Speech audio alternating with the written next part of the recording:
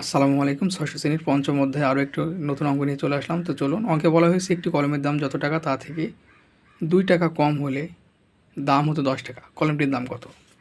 তো ধরি কলমটির দাম x টাকা। এখন বলা হয়েছে শর্ত মতে আমরা লিখতে পারি একটি কলমের দাম যত টাকা হবে তা থেকে 2 টাকা কম হলে, তাহলে কী হবে? যত টাকা আমরা ধরে নিছি কলমটির দাম x টাকা, তার থেকে কত টাকা কম? 2 টাকা কম। তার মানে কি? বিয়োগ চিহ্ন হবে 2 হলে কলমের দামটি হতো কত? 10 টাকা। অতএব x সমান এপার মাইনাস আছে, ওপর প্লাস হবে। অতএব x ইজ ইকুয়াল টু 12। অতএব কলমটির দাম ছিল 12 টাকা। এটি অ্যান্সার। ধন্যবাদ সবাইকে।